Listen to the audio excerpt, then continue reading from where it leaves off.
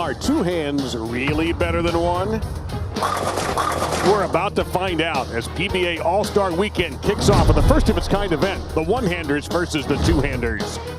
Will the likes of Jason Belmonte and Kyle Crew prove once and for all that two-handed bowling is the future of the sport? Or will traditional players like E.J. Tackett, Andrew Anderson, and Chris Prather prevail? Find out next as PBA All-Star Weekend begins on FS1.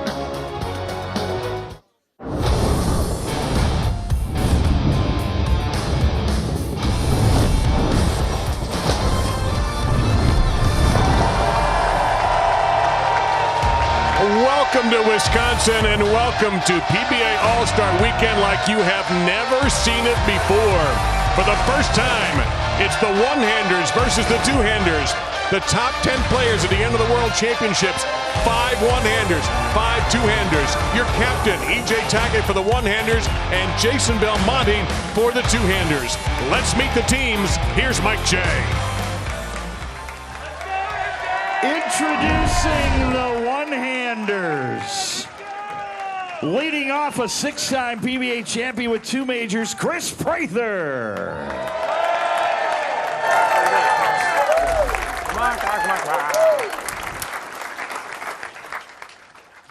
Rolling second, an 8-time PBA champion with 1 major, Jacob Buttra.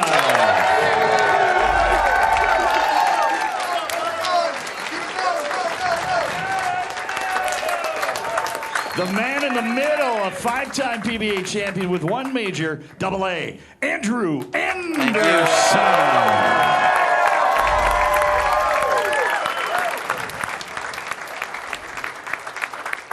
The captain of the one-handers, rolling fourth, 27 PBA Tour titles, 7 majors, 3-time Player of the Year, E.J. Tackett.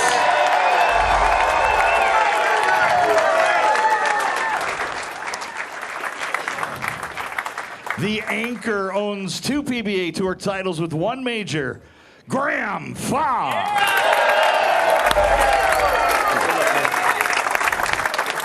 Come on, boys. Come on.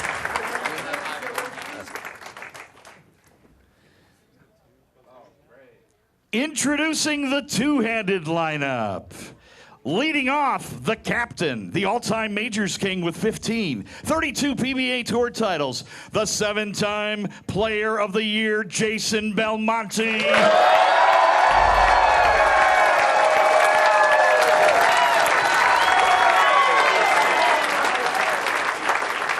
Bowling second, PBA singles and doubles champion, Matt Ogle.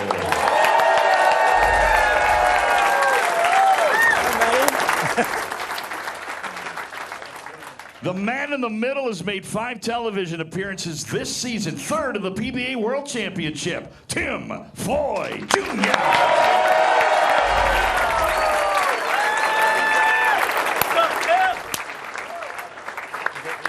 Rolling fourth, the 2021 U.S. Open champion, Chris Vai.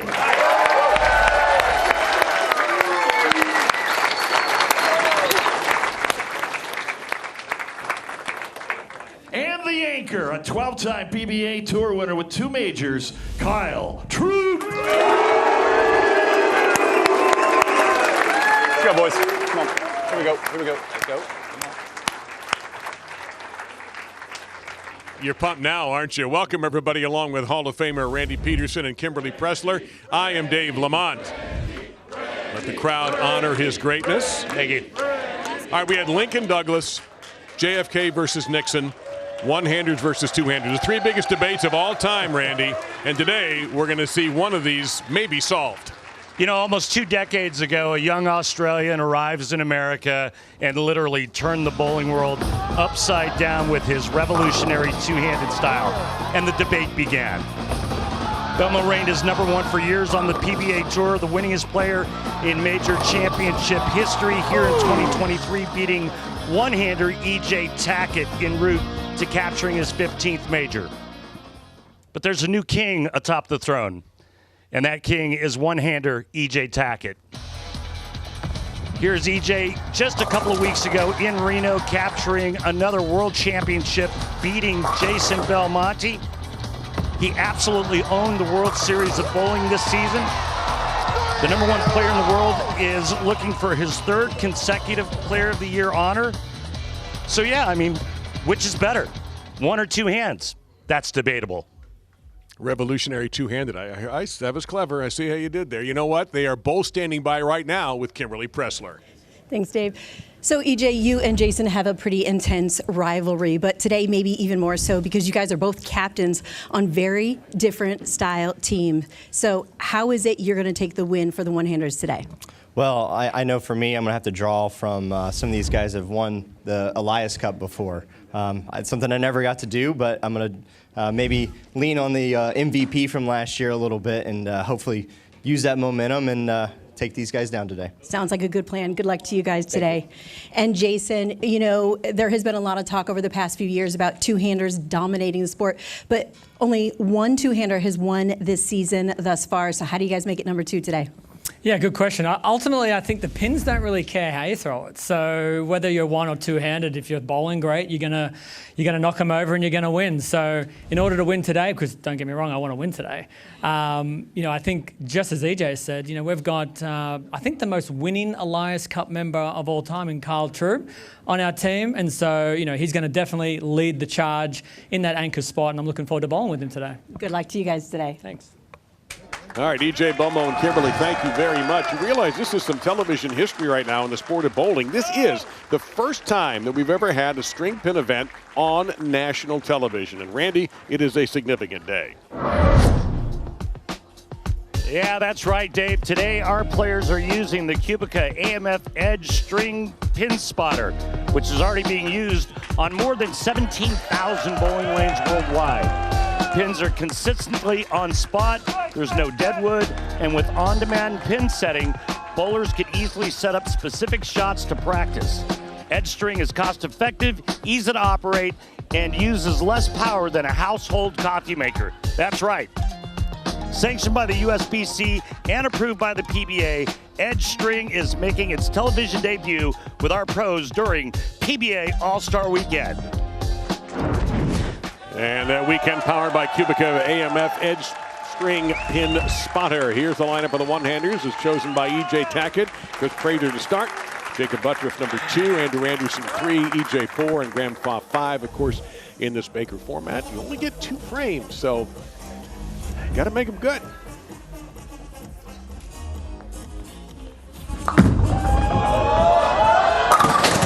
And 7 pin stays for Chris. By the way, this will be 1 lane per game in this race to 3. It's best of 5. First to 3 will be declared the winner in this 1 versus 2. First time matchup, and again, first time the string pins featured on national television. If the game is tied after 4, we'll have a little shootout.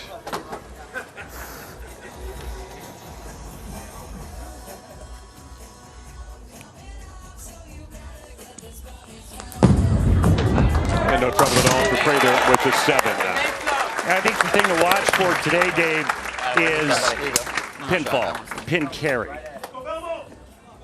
Talking with the players, I think a lot of them agree that a little bit more honest pin carry. You don't see those rolled 2 pins, trip 2 8-10s. Although that first opening shot by Prater, solid 7, that wasn't very nice. This is an interesting decision here that Jason put himself in the leadoff position.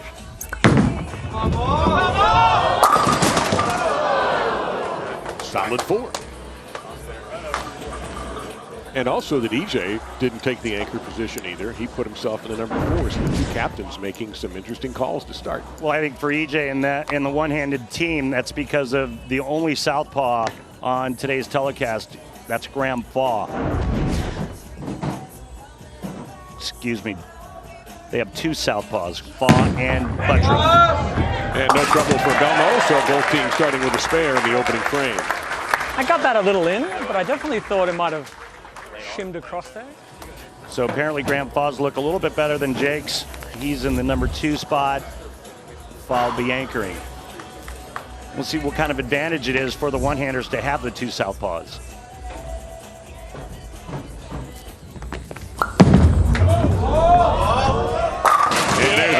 Huge hit for Butters. Great crowd here, by the way. These folks were lined up more than 2 hours before the show began. 3 hours. That big cupped wrist for Jacob Buttriff, creating that power.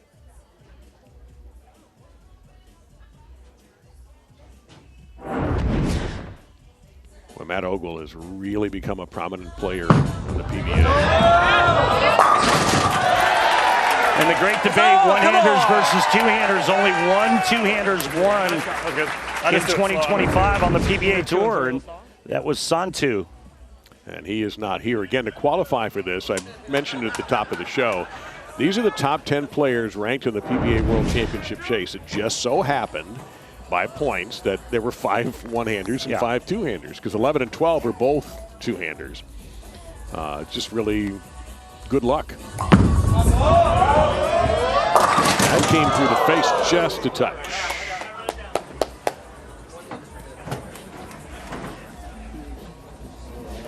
Andrew Anderson, who was the top seed at the U.S. Open.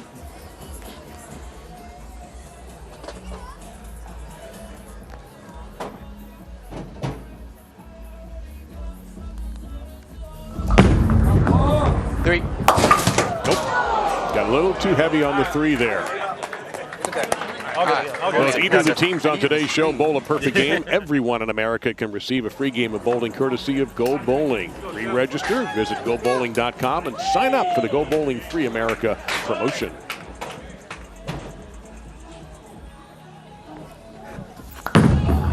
And Tim Foyt Jr. almost got that 4-pin out of there. I came in and watched for about 2 hours yesterday, and I saw that leave more than once, where that kind of light blower 4-pin.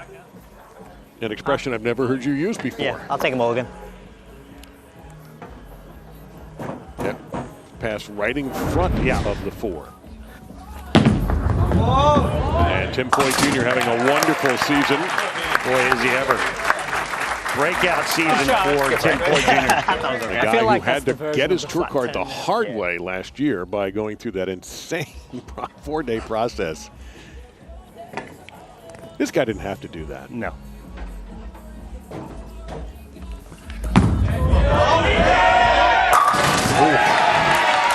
Yeah, he's been doing that quite a lot over the past 3 seasons. And there's no player better with a better understanding of string pins than EJ. They are in his centers in Indiana. So he has a little bit of an edge, I think, on anybody else here. And he is a huge fan.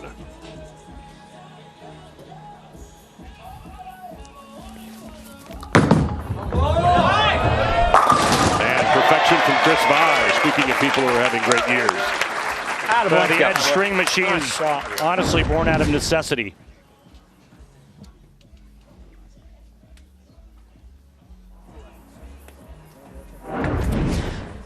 With the lack of qualified mechanics and the complexity of the free fall machines. Grand foul rips the 10 out. You know, these Edge string machines were inevitable to help further the sport. And they're growing. Yeah. Around the world, not just in the United States. All over the world, 17,000 plus. Come on.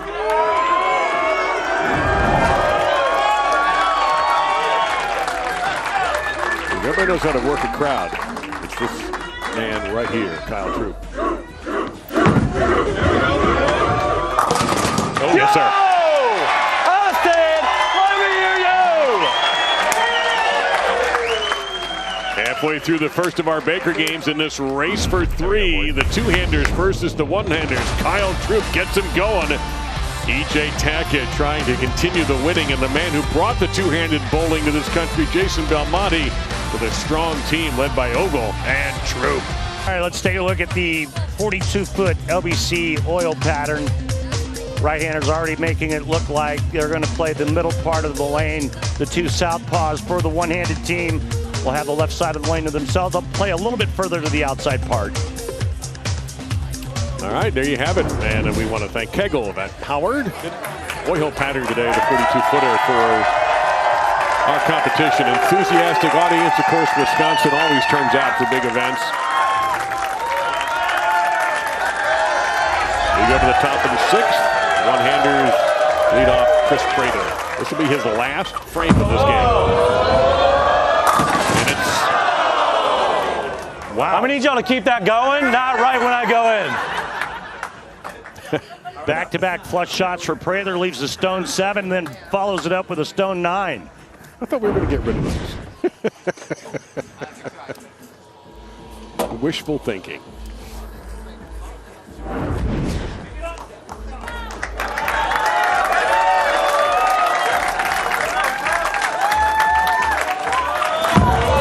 Tour average 97.5%. Much better. And once again, getting all of our great numbers and stats from our good friends at Lane Talk. For more information, head on over to lanetalk.com and download the free app. Nobody better than our friends at Lane Talk. We appreciate everything they do.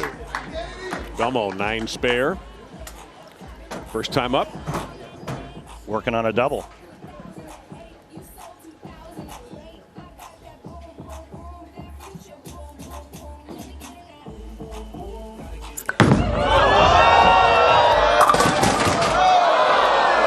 And the first split of the day. You can already see some of the carry with the string pins versus free fall. No trip 4, no trip 9. Instead, it's the 4-9. Pretty simple. Only one way to really make this, and that's to cut the 4 over into the 9.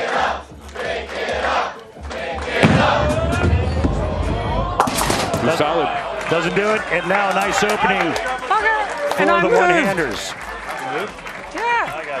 You see the max scores now. The one-handers have the opportunity to win this first point if they go off the sheet.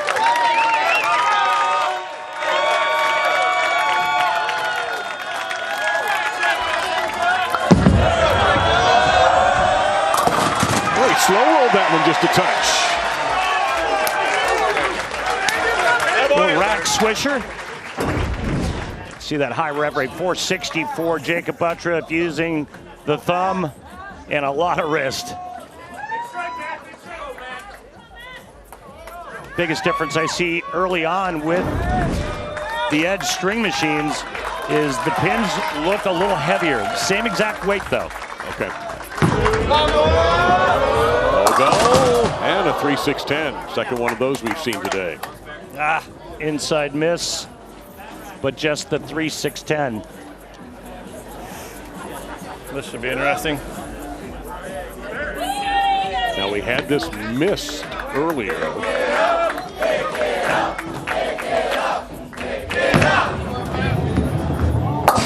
And again. It's almost like he called it. Yeah, you know, that's exactly what Andrew Anderson did. A little heavy on the 3. String help there. Yeah, I was waiting for it. I know.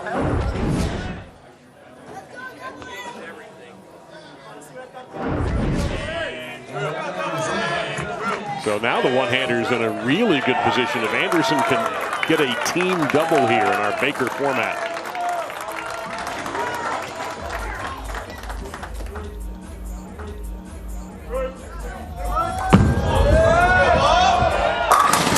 Like that. That one stopped right in the perfect spot in front of the 1-3. And you see that ball take out the 8 and the 9. Big time double. Now it's 22-pin lead. How quickly things change after back-to-back open frames for the two-handers. See what Tim Foy Jr. can do. Tim with a 9 spare, first time up. There you go. Drive that 9 I got out of my there. 9 out. All right, so now the one-hander leaves the stone 9. The two-hander trips the 9. Yep, good point. A lot of rev rate on this, obviously. And that was the head pin that took it out.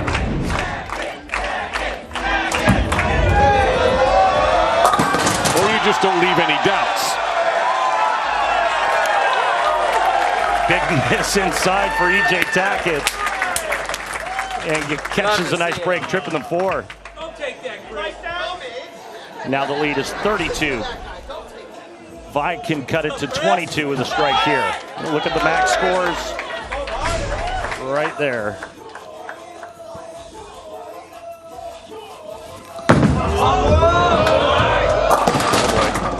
Wide right, but he Broke up the impossible dream, the two-way 10, as just the single pin to shoot at. Made the move. Didn't think I needed to. This is a huge break and one that I didn't think we'd see a lot of. 2-8-10 standing and then trips the 2-8 out. Head pin super active on that ninth frame, but real trouble here for the two-handers.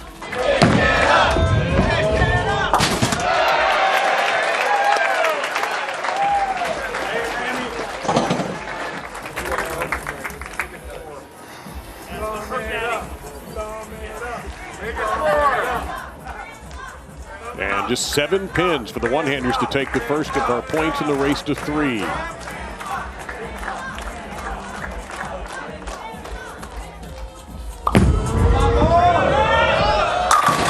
Oh, that good. Absolute wraparound on the 7. A beautiful shot from Graham, but they've already got it. Flex on him. And the one-handers have the first point in the race to 3. You know, the players might try to downplay this one-handed versus two-handed contest, but make no mistake about it. Both sides want to win this. They might have downplayed it right up until 11 o'clock Central Time. Yeah. And as soon as they stepped under the lights for real, there's no question that the competition kicks in. And there might be some friendly trash talk, and there will be, and there has been already. But yeah, I'm with you on that, partner. This is, and we've never done this before. No. This is professional bowling history right here in more ways than one. Wow, look at that thing peel off. That thing really peeled off the corner. What do you got, boys? What do you get that first? The game, boys. Back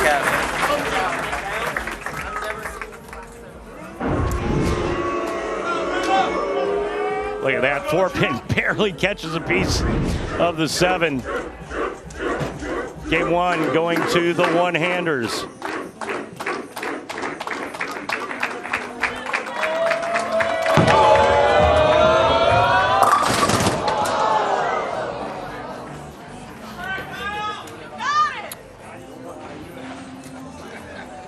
So a little bit of a learning experience for the two-handers. Now, both captains have the right, if they choose, to shuffle the lineup a little bit.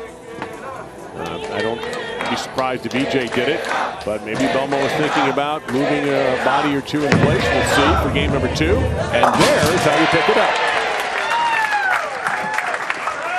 I wonder, Randy, and I know that pro bowlers are not fond of 3-6-10s. I wonder if under the strings, start to get in a little bit. Really are going to have to dump that in the pocket from now on. We've seen the players the last couple of years change the way they actually shoot the 3-6-10. The right-handers actually throw a little bit of a backup ball at it.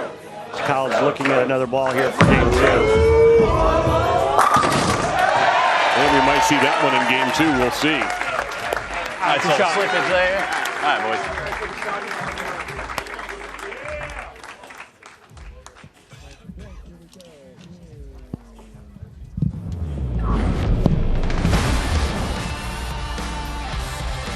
So a victory for 1/2 in game number 1. Can the two-handers rally to tie it up? All right, All-Star Weekend continues, powered by Cubica AMF Edge String Pins. We welcome everybody back here on FS1, and we're joined by our special guest this weekend, Darren Tang. And if there's anybody, Randy, more qualified to explain the pros and cons of one versus two-handed, it's you, Darren. You made a dramatic change in your career when you went from one to two hands. Why'd you do it? Yeah, it's actually way more technical than people may know. I don't know, do we want to get into that? Well, the technicalities, my feet move kind of slow. I know Randy's highlighted that in the shows in the past that I've made. My third step's pretty slow. So bowling two-handed, my feet just move. So that was kind of the main thing. Obviously power, more ball speed for me. I know ball speed's typically a harder thing for most new two-handers to get, but for me I throw it a little bit faster. So just less to think about. Darren, what about touch when going from one hand to two? Oh man, 0. way less touch. I wouldn't say 0, but it's definitely harder to control my ball speed right now. I feel like it's just because it's really new. So we'll give it some time and see where it goes. Yeah, I was going to ask, how do you think it's working out? Do you have any regrets at all, or do you think this is the right decision? I've had moments where I've been like, I can bowl pretty well on whatever we're bowling on one-handed, but I've committed. I'm going full steam. It's actually been a lot better than anticipated. So I can't say I'm happy with the results, but I'm not too upset. All right, what did you think of what you saw from match number 1? Well, after Andrew missed that spare, I thought two-handers are better spare shooters. But after the one-handers took match number 1, it feels like it's more maybe two-handers versus the strings instead of one versus two hands. I don't know. Did you see an advantage for one hand or two based on pin carry? I think strings will require a little more attention to ball motion. So whether you're one or two-handed, I don't think it really matters. You think the pocket gets a little smaller? I feel like your angles have to be a little better. All right, well, we'll get more on in Darren in just a moment when we get to our second game. But it's time for this week's edition of Pressing Questions with Kimberly Pressler, presented by Go Bowling. And this is one I'm really excited about. Who has the best swing on the tour? Jason, in your opinion, who would you say has the most picture-perfect swing on tour? Picture perfect. I've often said that if I could or if I had to bowl one-handed, I would want to bowl like BJ Moore. If I'm not bowling and I get to come and watch bowling, I look for BJ. I just want to watch him bowl. I would say Dominic Barrett. I've always looked up to Dom. He's always been an idol of mine, and I just love the way he throws it. Well, I've got to buy him beer for that now, haven't I? But he is English, and I'm older than him, so it's a respect thing. So, yeah, thanks, Richie. It would have to be a left-hander, so that would be kind of cool to be able to throw it like a left-hander. I would have to go with Graham Faw. I think he's the best left-hander on tour. Sean, who would you say has the most perfect swing out on tour? I'm going to have to say Chris Pressler. Chris Prather. Chris Prather. Chris Prather. Chris Prather. Chris Prather. Chris Prather. All right, I'll pick myself. I'll go with the crowd. I'll be a sheep. Everything about what he does is picture perfect. It's the most effortless swing. When he gets going, he can continue to do it and do it over and over again. Doesn't even look like he's trying sometimes. It honestly is ridiculous how good that swing is. We all emulate or try to emulate it at some point in time. The fact that a lot of guys look to my physical game as like either a coaching tool or like, man, I'd really like to throw it like that. You know, makes me feel nice in the heart a little bit. What about two-handers? Two-handers, no, I hate every two-hander. I hope they all trip and fall on the way over to the building today. What about two-hander? Belmo. And whenever I'm doing coaching, a two-hander, I'm like, go watch Belmo because he's perfected it. Try to do those things that he does. Of course I have to say myself. Why would I want to bowl like anyone else? But if I had to bowl like another two-hander, I think I would like to bowl like... No, there's not. There's no one else out there. Sorry, boy. That's great. And there he is right there. All right, let's go around the room here real quickly, guys. Randy, your pick would be? One-hander? Yeah, just best swing. I've got BJ Moore and Chris Prather. Darren? Honestly, I'm going to take my brother, Michael Tan. Not bad. I actually have gone on record saying BJ Moore, so there's been a lineup change for the two-handers. We'll see it in a moment as Belmont starts off game 2 with a pocket pounder. As That's why I want to bowl like me. Darren joins us at the table. Easy lane, I'm telling you. Right, now, after all of that, all those compliments, if he doesn't throw a flush strike right now, a little pressure on you there, Chris.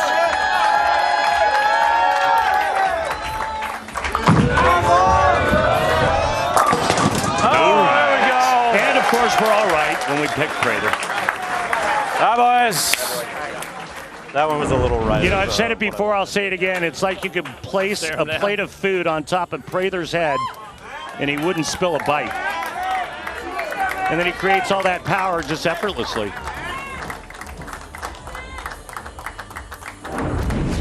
I wonder if I could get the 5 out on these edge string machines. Are you announcing your comeback right now? No. Okay. And another 9-pin. Randy, would you come back two-handed? If I were to come back, it would be two-handed. Yeah, I got tired of leaving flat 10s with a 16-pound ball on tour, so yeah. I'll tell you what, I can leave a flat 10, one or two-handed, so. You know, you don't live that far from Walter Ray. He could help you out.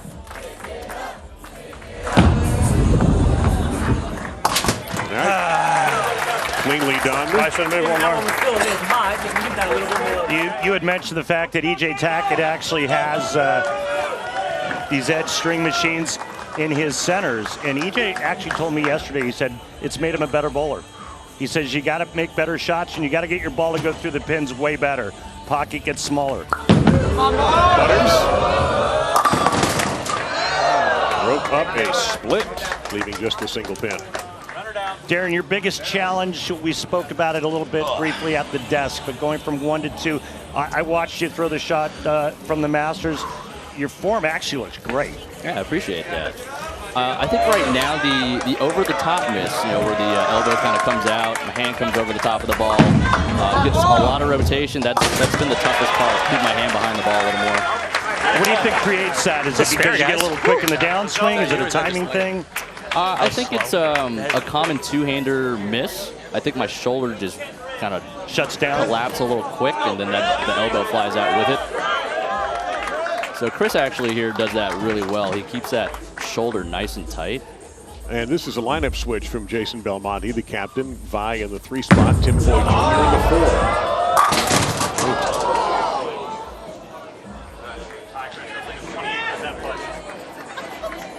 Maybe not enough over the top on that shot. Yeah, not getting it back from that part of the lane. It did seem like there was a little spot developing on the right lane that they're competing on that the two-handers were struggling with towards the end of the game. Yeah, we have changed lanes. We're only using 1 lane per game. Now, this ought to be an interesting one with strings. This is never fun to begin with. Try to cover all 4 pins with the ball. Yeah.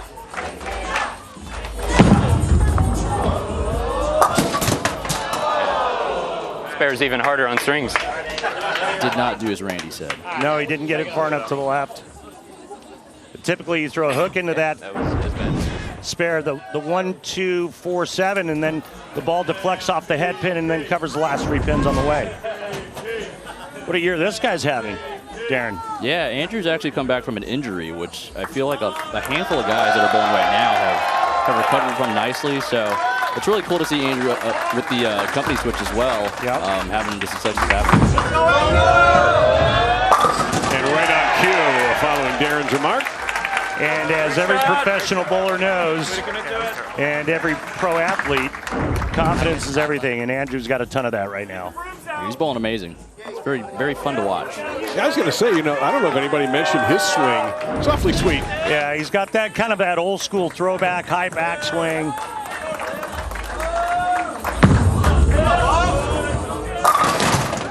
And a quitter 10 there for Tim. First flat 10 we've seen. Boys, this is meant to be the easy lane. 1 or 2, the string pins don't discriminate.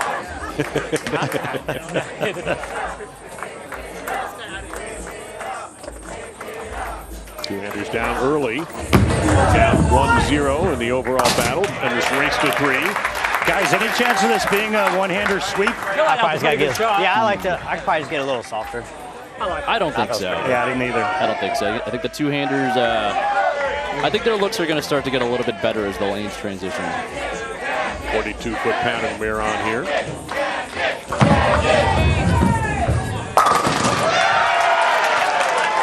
That hurt my ears. That really hurt. It's just good no matter what. And I also almost fell down. And just complete dominance at this year's World Series. As you take a look at how he creates all that power when he cups that elbow and wrist in the downswing and then makes it a straight line to get the ball into the floor. It's like throwing a yo-yo. That's what creates all those revs and power for E.J. Tackett. And it's funny, you watch him all year as we have, guys, and it seems like it doesn't matter what the pattern is. It doesn't matter what everything calls for. It doesn't matter the center. It's just lather, rinse, repeat for this guy right now. I've come to the conclusion that he's just got bowling figured out. Yeah, I think you're right. He's not figuring out patterns. It's just bowling. Yep.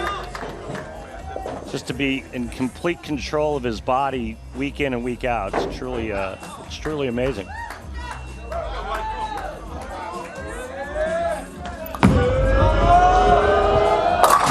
And Kyle's, now this is going to be another one. 3-6-10 has yet to be converted. Well, we had 1 conversion. Yeah. But we've had 2 misses. Now 3-10.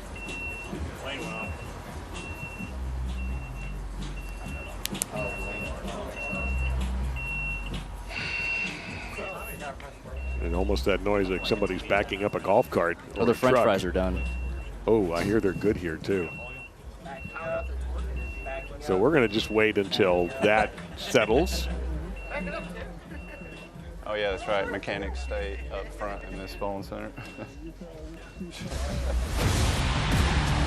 And we have coming up tomorrow at 6:30 Eastern Time, the United Football League Week 2 is going to cap off as the San Antonio Brahmas will take on the St. Louis Battlehawks. 6:30 Eastern only on FS1.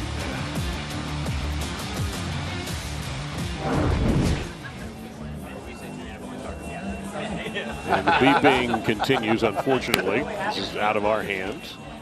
Yeah, the Cubica guy got it. So while we're waiting for the beeping to stop, let's get Motive on top here in the Elite League standing. Storm's beginning to make a move. Yep. And Brunswick a solid third ahead of 900 Global. Then Rotogrip and Hammer swapping spots. And DV8 in 7th, Ebonite in 8th. The new PBA Elite League Battle of the Brands will have bowling ball manufacturers against each other in a season-long competition. So we're going to take a break and stop the beeping. With Kyle Troop went ahead and went after the 310 here, Randy. Yeah, this time misses the 3-pin. Again, the 310 is like shooting the 3-6-10. Cover both with the bowling ball. You can cut the 3 into the 10, not recommended. So the lead for the one-handers widens as they go to their anchor man here, Graham Thaw, who's looked pretty good so far. Real good. We saw him get a shot in game 1 a little bit wide, and it just ripped back, but that was on the left lane.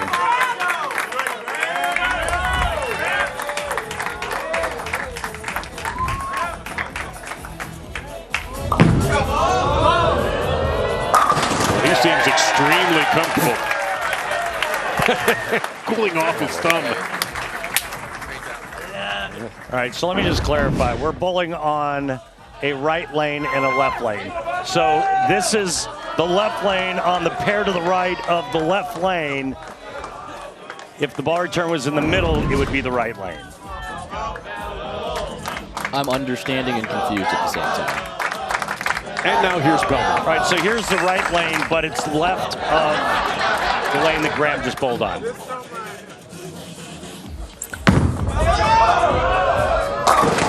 Uh-oh.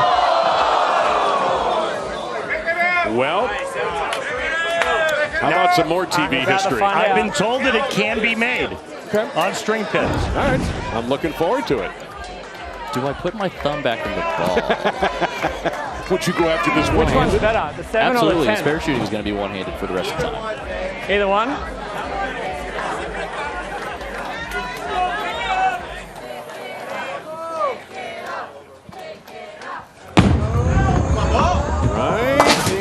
No. Didn't quite work out for there, so real problems now for the two. Look, if we're going to have a bad game, we might as well put it all together in one. One time. You want me to not strike here? Do not strike. Throw it horrible and get it out of here. That's interesting captainship there. I think, but he does have the only strike, Belmont. That was when they opened the game.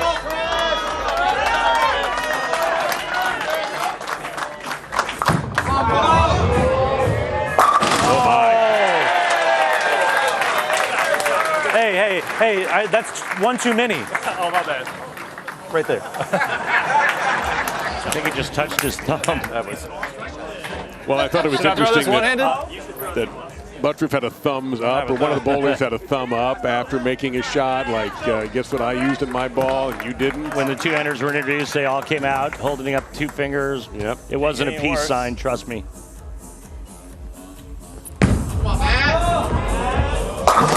There you go. 9 goes down. So Darren, based on what you watched, how you watch the players warm up, two-handers look like they start off pretty deep. Will this pattern hold up? And when it does transition to force the players farther in, you would think that would favor the higher rev players. You would definitely think so, and not using your thumb actually gets the ball to get through the front of the lane cleaner, so that ideally gets a little more downlight motion for you. So you would think going into lane or going into game 3, the two-handers There we go. ideally would have the advantage, but you know, these are 10 of the best players on tour right now. They're able to figure it out. The one-handers also have 2 lefties, so I think that could be a bit of an advantage as well.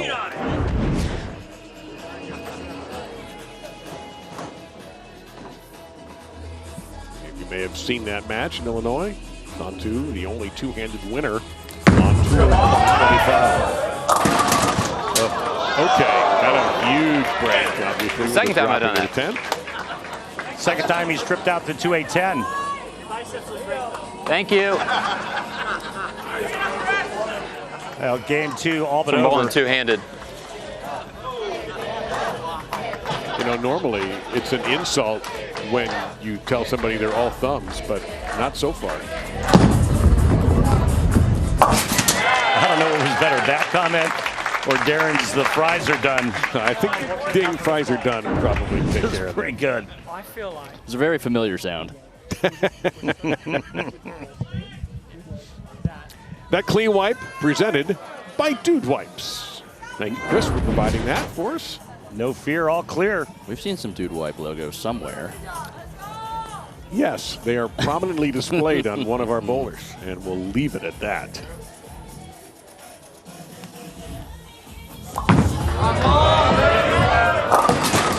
Oh, yes! We got the roll too! Yeah, even Andrews is surprised at trip to 2. Somebody yelled out power to the thumb.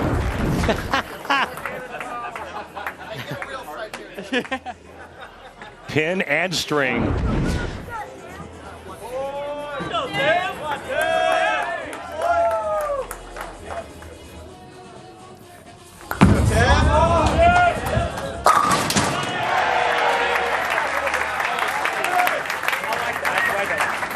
think that's the lesson for all of us. Yeah, softer.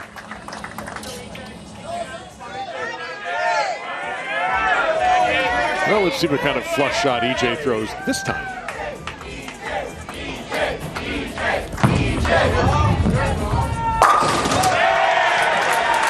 Yeah, I mean, that's kind of like, I don't know, perfect in the pocket, like right in between the 1 and the 3 perfectly. That is entry angle. That's a nice way of putting it, Darren, because I think sometimes people aren't 100% sure what that means, but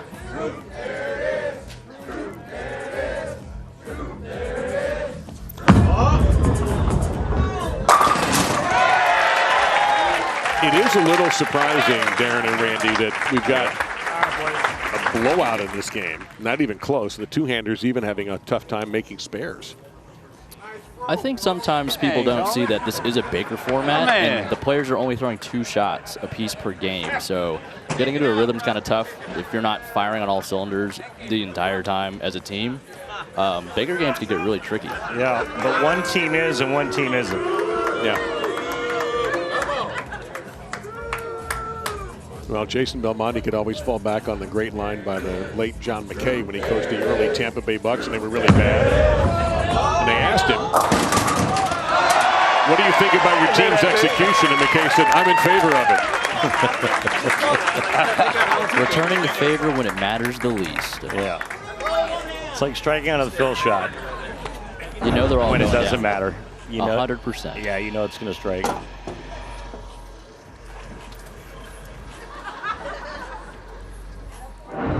I think it's funny there's not a lot of talking right now, but they're doing it with body language. So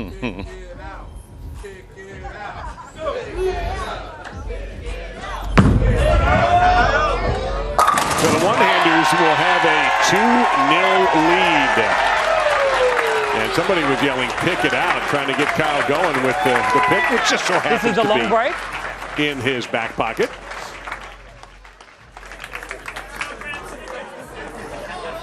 Will Belmont make another lineup change? Is he going to leave things as it is as they try to avoid being swept?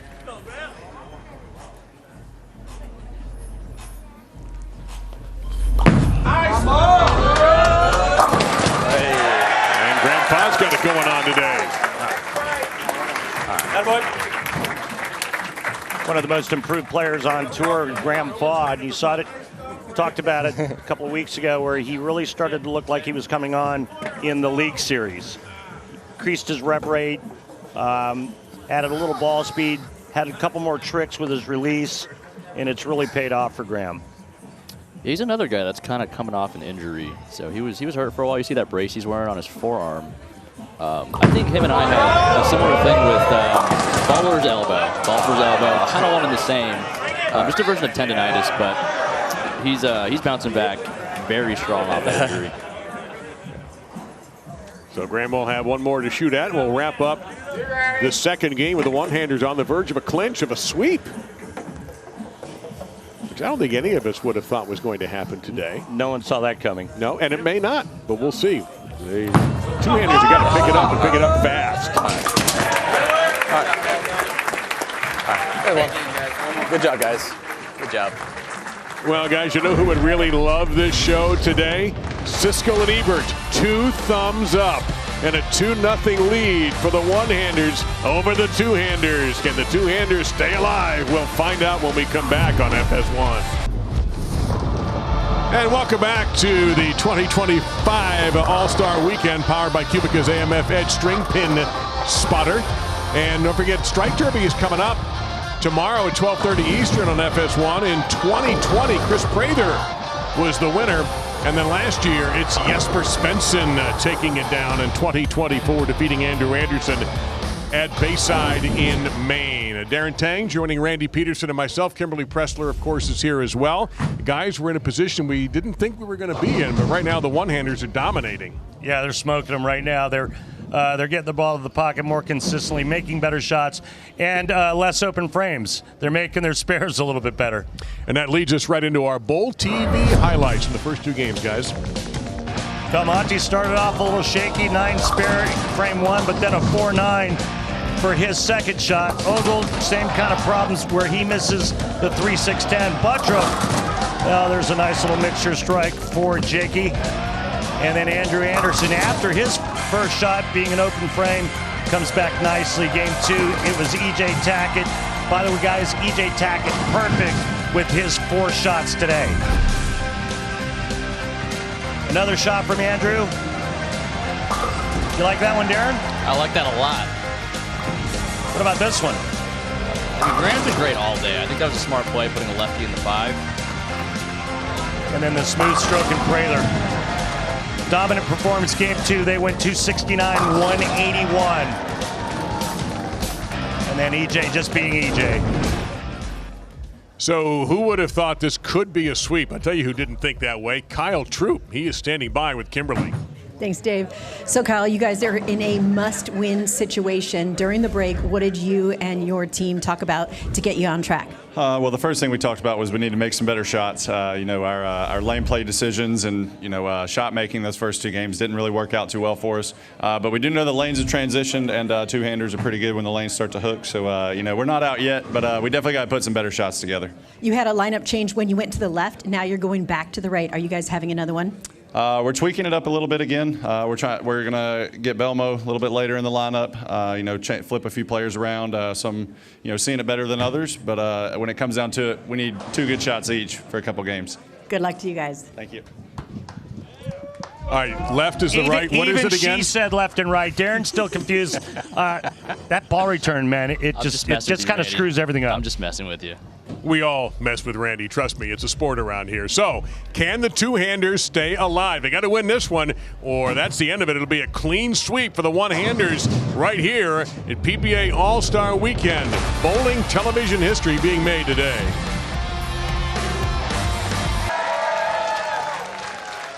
And the PBA is proud to have Bowlers to Veterans Link as the official charity of the PBA Tour. Today's BVL Salute to Veterans, we welcome U.S. Marines and U.S. Army Sergeant Ron Woodard, who served us for 16 years. Thank you, sir, for your service. And to donate, please go to bvl.org. Thank you, Ron. Thanks for being here. Well, the one-handers have dominated so far. The last game was a blowout. We now go for what could be the final game. The two-handers have got to win, or that's it. This guy's just a true bowler, man. He's got the rosin all over his pants. Digs those fingers and that thumb into that ball and then just pures it. Oh, we're feeling it! Randy, was that an ad for one-handed bowling? No, Chris Prather's shot was an ad for one-handed bowling. Yeah, that was pretty perfect. All right, so a lineup change here at the top. Chris Vai's taking the leadoff position. Belmo's going to bat second.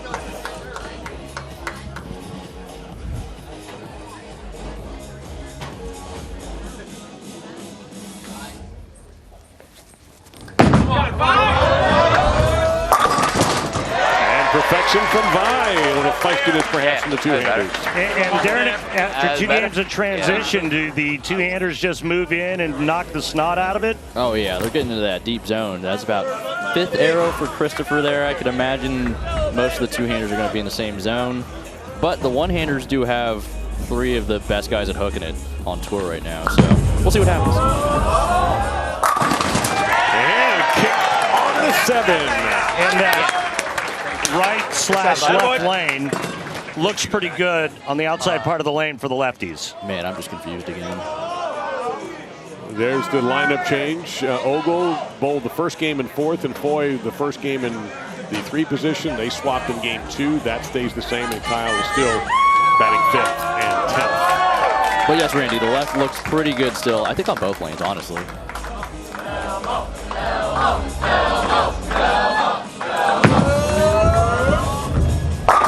Okay. Yeah, and chewing on it. All right, fellas. All yeah, right, about the same spot as Chris there, maybe a little bit further right at the arrows, but a touch steeper, so creating a bit more angle. Much needed double. Haven't had many doubles, the two-handed team so far today. If there was a time, now's the time. 1 double in game 1 and a late 4-bagger in game 2. That's it for the two-handers. Yeah, and by that time, game 2 had already been settled. There's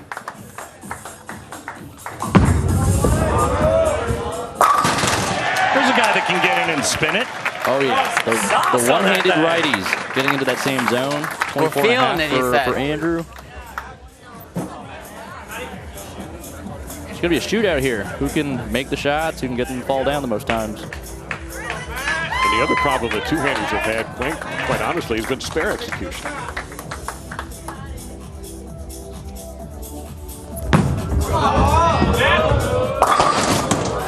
And here's one that has been a trick spare today, 3-6-10.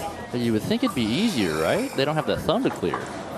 Just comes off the hand. All right, are you changing your mind right now, Darren? Are you going to go back to one-handed? I don't know. I mean, Randy's got me a little confused right now, so I think I'm just confused about my life, period.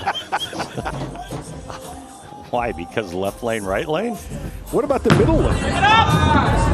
Missed it again. Oh, there you go. On the outside. You had it. We call that textbook. We call that a clean wipe presented by Dude Wipes.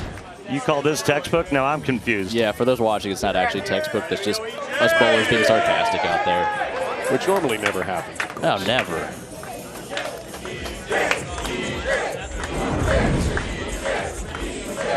Perfect shot.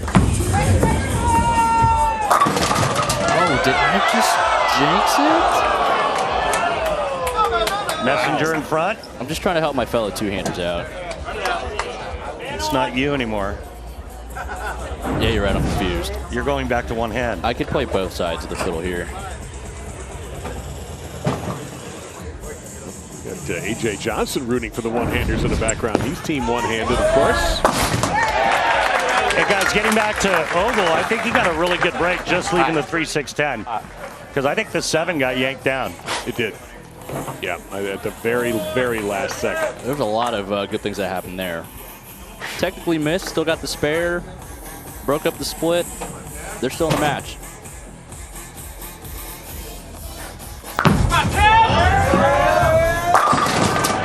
Let me say it on your behalf. That is entry angle, is that right? It was just enough to get the 10 out. So yes, I'm going to have to agree, Dave. All right. Darren Tang joining us in the booth. You know, and as a purist, you might hate the two-handed style. You might hate these string machines. But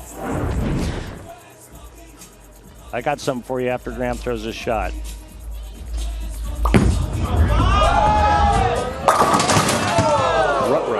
That is huge for the two. Oh. 8-pin fell late, not sure if it's going to be respotted. And it is. Yes, it was. Yeah. He seemed to touch late, Randy. I don't think they were going to give that one to him.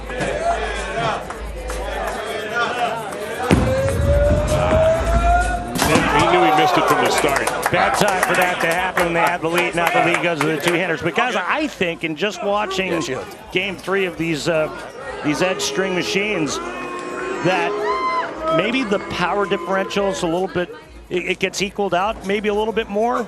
I do agree, Randy. I think it depends more on your angles, like ball reaction. I think one-handers are trained to be a little bit better with their ball reaction just because they don't have as much free power. That's definitely what I'm learning right now. Wow, fall leaves the 6-8, no 9-pin for Kyle. So another good break for the two-handers.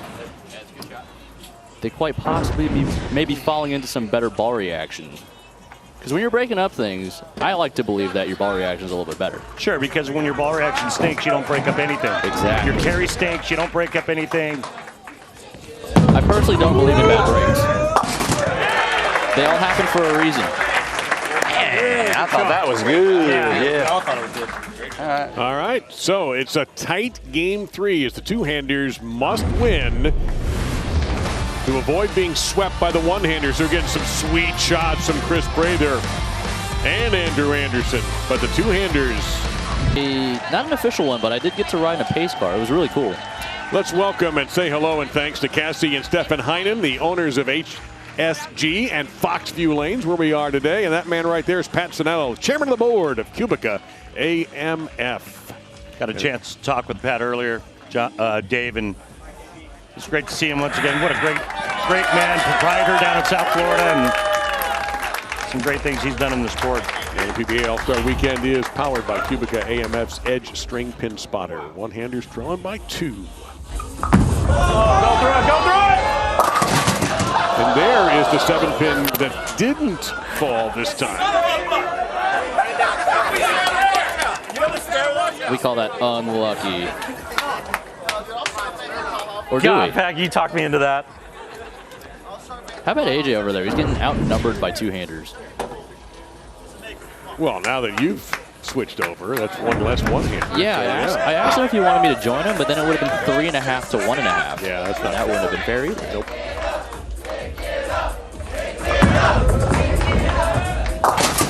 Boy, he took a game run at that.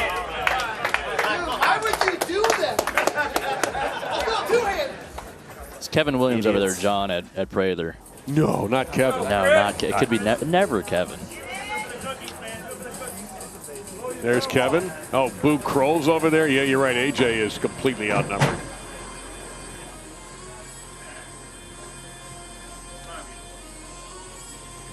Here we go, bye. Oh, and a late kick on the 9 and a pretty shot from Chris, and the two-handers now have a nice lead. Dave, that one was entry angle. I feel like that's going to be a T-shirt for you guys to sell. Oh, man, that one was entry angle. Should be. That's really something that everyone at home should be paying more attention to, is how your ball's hitting the pins. Because that's going to tell you a story. That story is going to tell you what's going on in the lanes, and then that's going to tell you what you got to do to throw some more strikes. And just as we were talking about entry angle, lack thereof. Yeah, and it shows up a lot more with these edge string machines than it does on the free fall. The flattest of 7s. The flattest of 7. The urethane 7 potentially? Yeah. And he does pick it up, but the two-handers in a position they have not yet been today. Trailing. So leading. Oh, I'm sorry. One-handers trailing for the first time. Last time they trailed was game 1, frame 3. So it's been a while. We got a pretty big moment here for Belmo. If you can get a strike here on the board.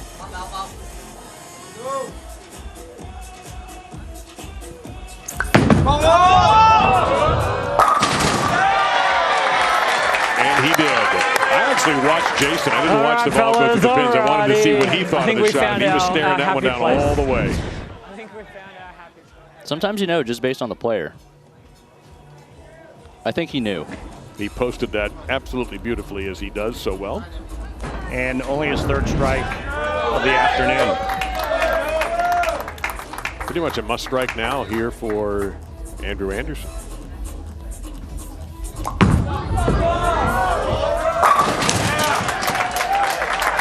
And he comes through. Nice shot.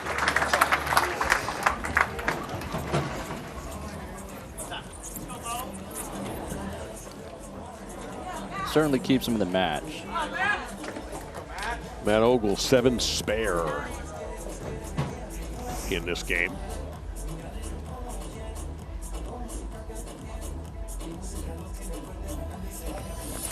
Come on! And powerful hit. So that looked like, to me, a two-handed kick on the 10. We're there, baby. We're there. I almost feel like the strings kind of diluted how much power could have been unleashed there, honestly. Yeah, like maybe 20 or 30 RPM less, and that 10 doesn't go. Possibly, yeah.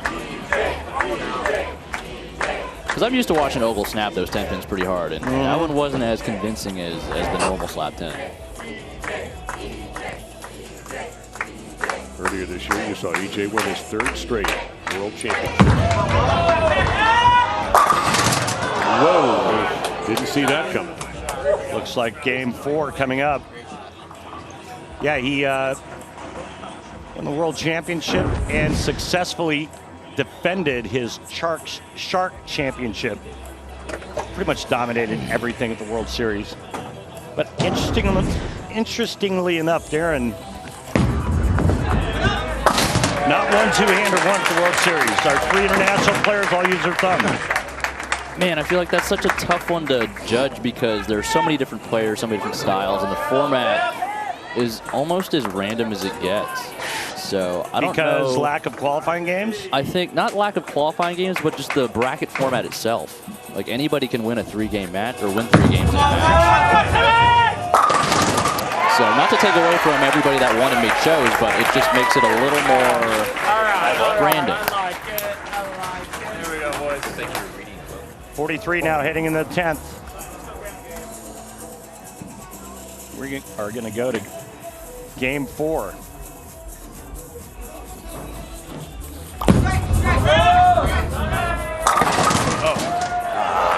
Had a flying messenger, but not that close to the 7-pin. Another messenger in front. I don't think we've seen a messenger yet today.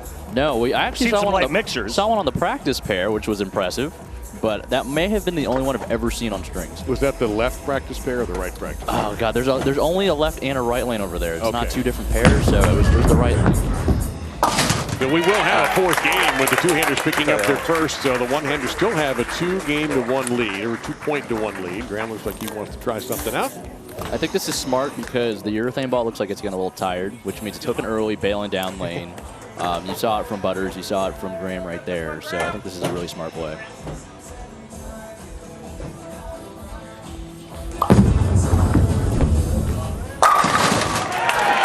I think you're right.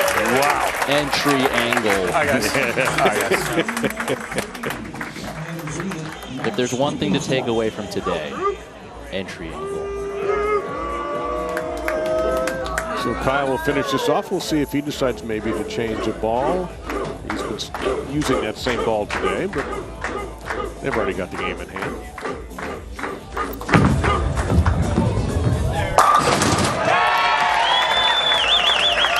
Yeah, there's that 2-word saying again. Entry angle. Just throwing softballs over the middle of the plate to you, Darren. You got to tee him up for me. It's my first time. Teeing him up. Got to tee him up. Just let me hit the ball. So game 4 is coming as the 2-handers dominate the 1-handers in game number 2. They get off the mat game number 3, I should say. So we will not have a sweep. We will have at least a 4th game. Kyle Troop will put this to bed once and for all. This game is history. We will continue with the 1-handers versus the 2-handers here at PBA All-Star Weekend, powered by Cubica's AMF Edge String Pin Spotter. More strikes in game 3 for the 2-handers than the first 2 games combined. But they had a nice clean game, which was not happening early. Momentum's big in the Baker game, so let's see if this is enough of it to push it to a tie. Well, Darren, we're going to cut you loose. We're so grateful for your time and for your insights. Folks, one last time, Darren, it's all about entry angle. There you have it. I appreciate it, Dave. Thanks, Darren. Thanks for having me. Game 4 coming up. Two-handers are on the board. All right, Game 4 about to begin here, just outside of Milwaukee, and the frame of the game is presented by Beatbox. Well, the two-handers really came on strong here in Game 3. More strikes in that game. 10 all told, throwing the last 7 in a row to capture Game 3, 257-193, sending this to a Game 4. Kyle Troop got the last word with this beauty. And now a suddenly confident group of two-handers wanted me to tell you the frame of the game is presented by Beatbox, the ultimate party in a box. Beatbox, what's your flavor? Please enjoy responsibly. Again, our thanks to Darren Tang, who joined us for a couple of games, brought in some cool insights. And here we go, right to it. Game 4, lineup change for the one-handers. Chris Vine now leading off.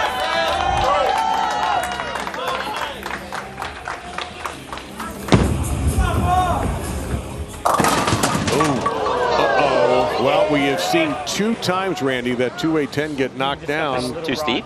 Yeah. Not this just a little time. right. Pick it up. Yeah, that got out there.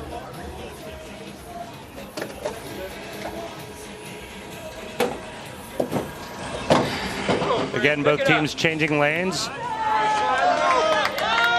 We're on the far left this time. One-handers have changed their lineup.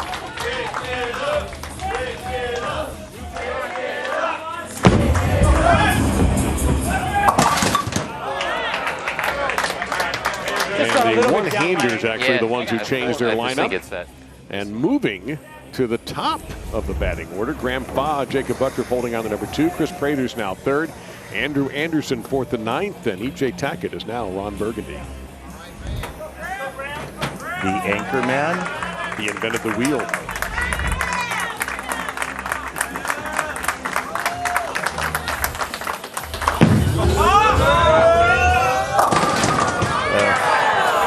Ball stays with the urethane.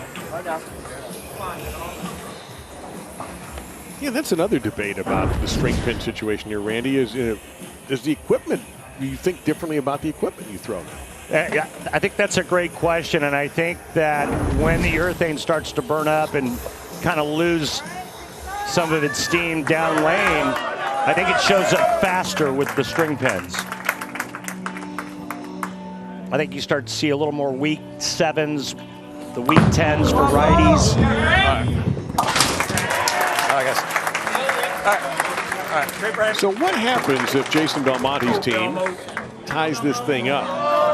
If tied after 4 games, the match will be decided by a 3-frame shootout. Captain's choice, of course, as to who will be involved in that. Aggregate score, 3-player from both sides.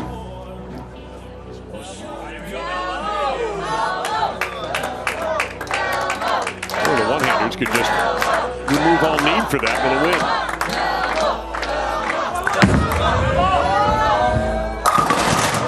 Oh, goodness me. That is the solidest of solid 9s.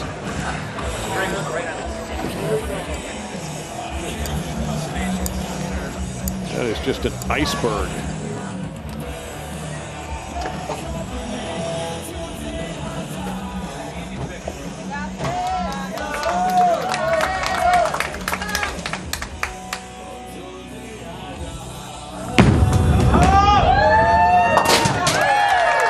Unusual to see him kind of fall off a little bit there. Maybe a problem with the approach. Looked like he's stuck. I thought that was good. There's your answer. He forgot what he was doing. Well, let's see who lights the lamp first. Back-to-back southpaws to start things off for the one-handers.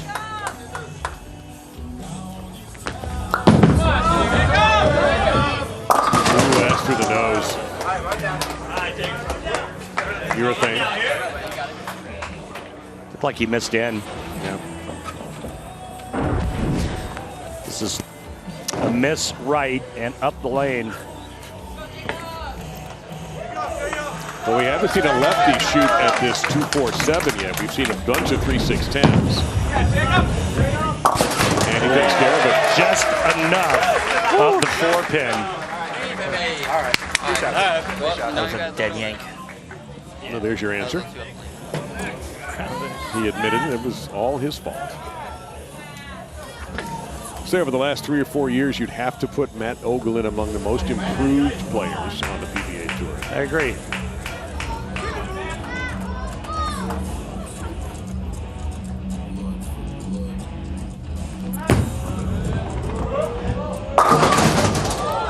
Oh my goodness, 4-9 with the 10. I don't know what you want me to do about that. I agree with you, Matt.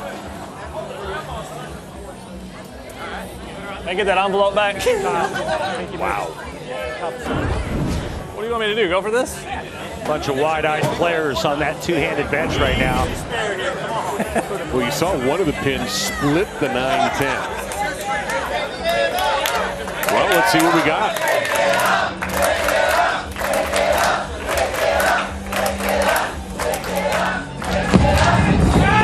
Slide it down, wide left, and a major open frame. Alrighty. Strike here for the one-handers, and they will be in a very advantageous position. And lost count.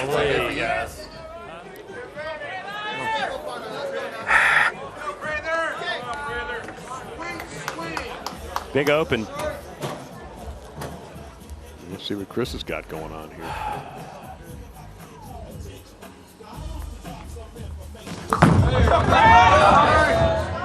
Ooh, and he got a big break. See the 4 falling late.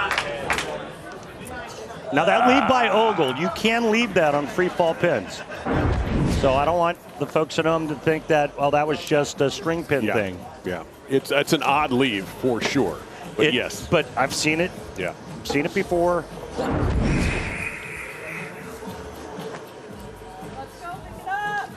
Playing talk telling us 98% conversion for the pros. 98 point. Oh my gosh. 97.9% now. Holy cow.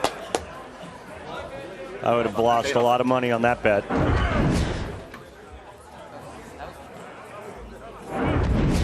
One of the few players out here that shoots single pin spares with the same ball he uses for his strikes.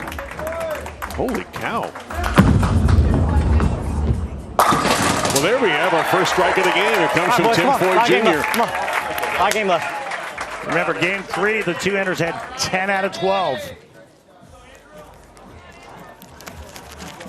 And now just their first strike, frame 4 of game 4.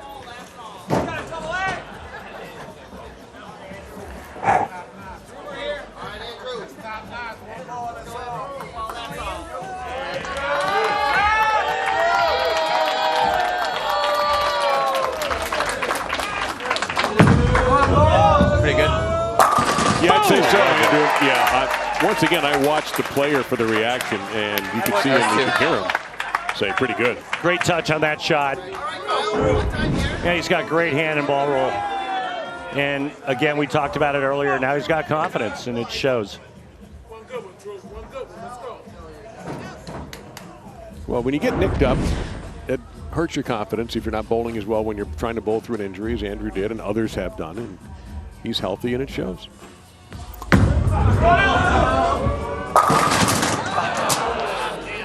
Hair high? Yeah, it is. They've got to keep chasing it in and try to find a little bit more oil in the center part of the lane. We are bowling on a 42-foot pattern.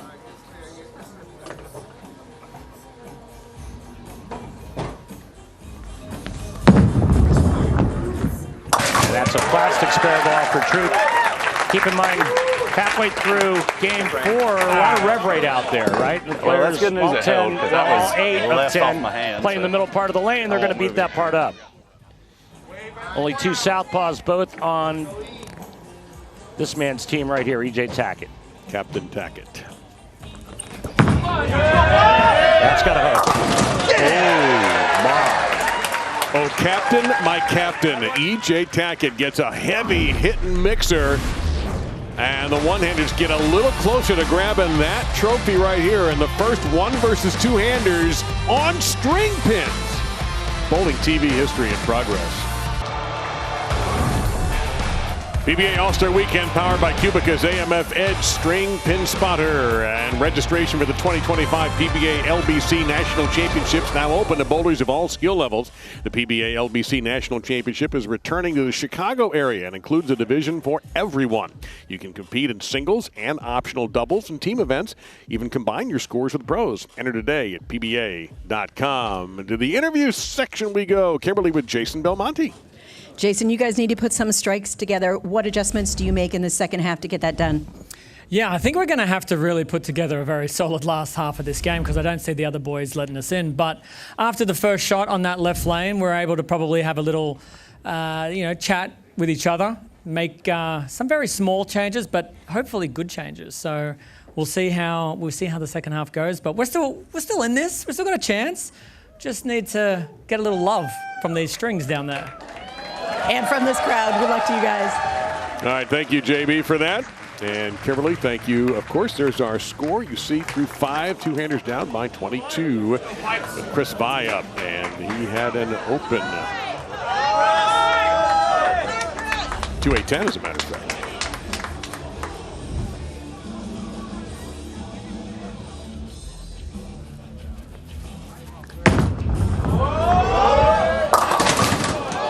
This time, the 3-6-7-10, something we've kind of been waiting on. But you see, he moved deeper. He altered his approach, but did not give enough angle to that shot. Goes right through the nose, leaving the 3-6-7-10. Just like that, cut that 3 over into the 7. 34% batting average here. Fly that 3, and he's wide right. That's 3 open frames in this game. And the two-handers, unfortunately, have gone back to the way they were scoring early. They had 10 strikes, as Randy mentioned, at game number 3, which was more than their first 2 games combined, and they have slipped again. And Graham Foss got a chance to kick the door down here a little bit. This would be a 3-bagger for the one-handers, who lead 2-1.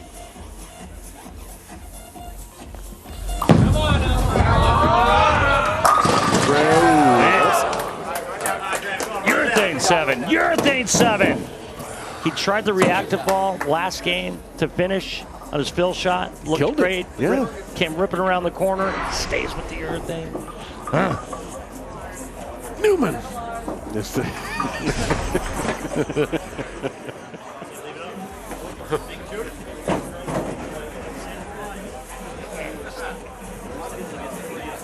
Well, there was an opportunity there to cause some hurt.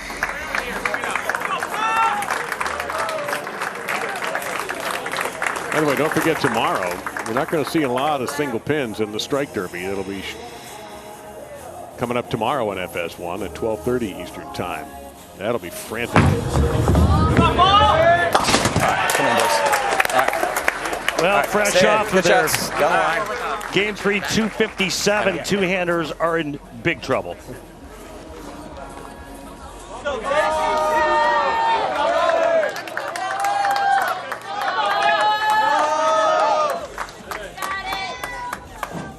Almost last shot, unless they tie it up at 2-2.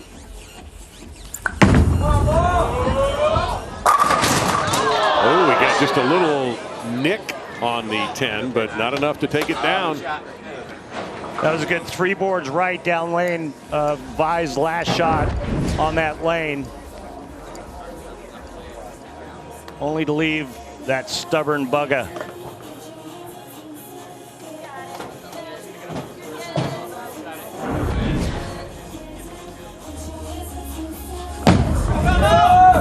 Hang on. It did. Hard to catch up if you don't strike. 187's a winner. He's going to need help now. And the one-handers are going to have to give this back, it looks like. So after 10 strikes, game 3, 1 strike, 3 open frames, lost count. Here in game 4 for the two-handers. I feel like a double here for the one-handers might be fatal for the twos. Oh, man. Just enough. If that 15-pounder weighed 14 and a half, the 5-pin doesn't go. He ran out of there like, I better, before the pins change their minds, I'm going to get out of here. Yeah. I'm not really sure what I'm supposed to do here. Throw a strike. Good call, Dave. I like that strategy. Yeah. Thank you. It seemed to me like the only answer, but I don't want to be rude.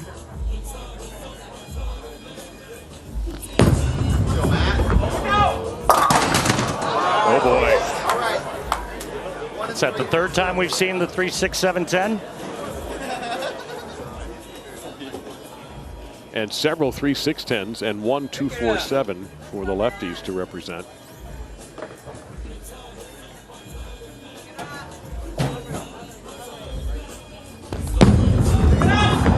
Got a chance now. No, thought that might.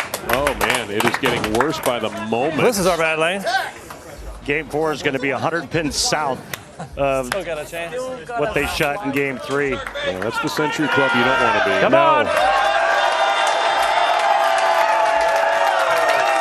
And now they're sending in the shark. All right. Going to take a bite out of the two-handers. Gorgeous. Hey! Does it count? All right. That looked to me like it counted, Chris.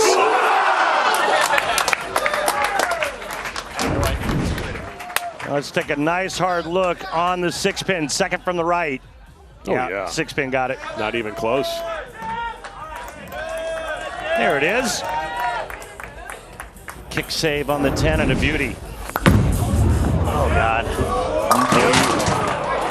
One more? You really don't want to hear that come out of Hey, a what about bowler's 151, mouth. Jay? What? Oh, no? Oh, God. Or that? I believe is what he Whoa. said, yeah. I'll shoot it. Can I shoot it? Shoot it? All right. I truthfully don't think it's going to make any difference. No, but apparently the 6-pin was put back up. Was that 8 or 9? It didn't fall correctly. I'm not sure if it was 8'd, and that's why they put it back up. Sure. Bring the energy now. I think this one's just about wrapped up. But it's pretty much over. Yeah, Andrew Anderson just announced that to the crowd. Actually, they're coming back saying it was a 9 count. Okay. So what's the great debate? Dave? 1 versus 2. Did we solve anything today? Did we solve anything? Did we get anywhere with this debate in this sport? Well, let's look at 2025's results. That's ultimately what matters, right? Who's winning? And at the moment, the two-handers just have the 1 victory. The one-handers in every, even right or left. Graham fought with a one-handed win from the left side in Delaware.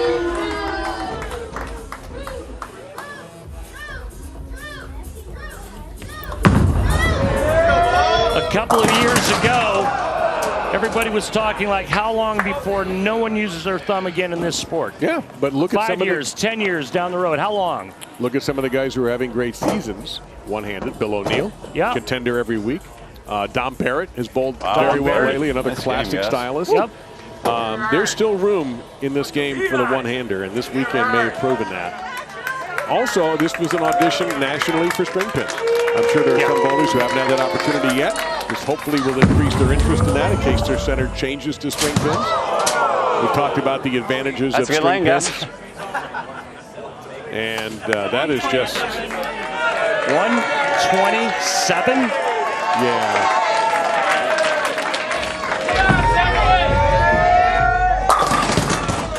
Well, you know what happened here? The one-hander strung him up by the thumbs. My bad.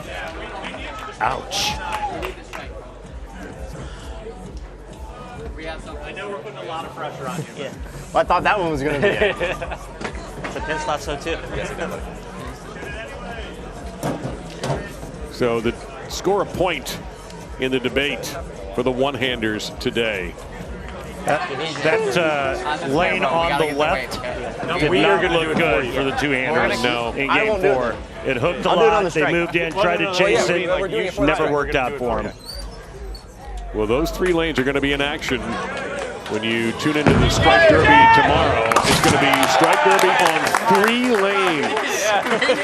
It's going to be as much, I think, a test of your conditioning and endurance in the Strike Derby to do as many strikes as you can in 2 minutes on 3 lanes. It'll be fun. Yeah, it's going to be fun to watch that. Get the defibrillator out. Oh, guess who's in the Strike Derby? Him.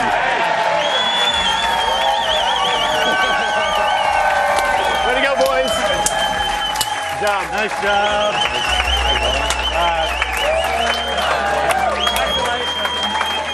It's a 3-1 one-handers victory. The two-handers just had one good game, and it was a wonderful game. But the rest of the time, they had a difficult time with the lane conditions. And a one-handed team that was just better. This is the moment of the match brought to you by Pilgrims. Chicken can be boring, but Pilgrims is turning chicken nuggets upside down. I love it. You love it. Put it in a nuggets. Let's go! How sick! Where you want it? Nice. All right, Cheers, and boys. Kimberly is standing by with Captain Tackett. We have the entire team here, but EJ, let's start off with you because you were the captain first time ever of the team, and you actually put your lone lefty in the anchor position, but for this last game, you decided to put yourself there. Why? Graham had a great look, and we thought his ball reaction was really safe, and obviously Graham's great under pressure. He's been really good. He's won a PBA league, and we believed in what he was doing, and I think a little bit of oil got down lane with that urethane ball, and thought it best to take him out of that position. And Andrew and I talked about it. We both really liked our ball reaction on that right lane, and we kind of just basically flipped a coin between either one of us. I didn't think it really mattered. Well, you guys are winners, so obviously you guys like the string pins. Yeah, I mean, I have them in my bowling center, so it's like being at home for me. Now, there is a lot of talk about one-handed versus two-handed. So, Andrew, this question is going to go to you. What are your thoughts on that? Yeah, I mean, if you look at youth bowling now and bowling in general, two-handed bowling is really taking a huge stand. I'm always going to bowl one-handed. I try it two-handed. I'm no good at it. They say it's easy. It's not. Nothing. They made it look a little tougher that last game, but yeah, I'm in favor. I'm in favor in whatever is good for bowling, and I think one and two-handed is good for bowling, so I'm here for it. Well, congratulations, because the one-handers take the win today. And convincingly, 3 games to 1. Kimberly, thank you very much. Congratulations to EJ and his guys. Yo. 1 for 1, guys. One. Well, last fall, Jesper Svensson won the 2024 PBA Elite League Strike Derby when he beat Andrew Anderson.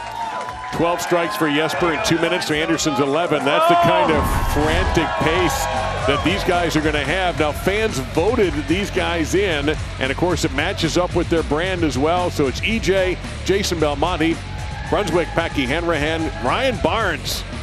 I'd keep an eye on that guy if I were you. Chris Prather, Jesper Svensson is back as the defending champion. And it's just, okay, you got a strike and you got to get another one, except we're using 3 lanes. You've got 2 minutes to get them down. And of course, we'll be on the string pins as well. So that adds another fascinating element to it. So yes, conditioning will play a part. Get your bed rest tonight, gentlemen. That is tomorrow. Today, this one-handed group celebrates their victory in the first 1 versus 2-handers here at PBA All-Star Weekend, powered by Cubica's AMF Edge String Pin Spotters. The All-Star Weekend continues tomorrow at 12:30 Eastern on FS1 with the Strike Derby right here in Waukesha from Foxview Lanes. Coming up next, live coverage of Live Golf Miami, round 2. For Randy Pedersen, Kimberly Pressler, Darren Tang, and our entire crew, I'm Dave Lamont. Thank you so much for watching the PBA on FS1. See you tomorrow.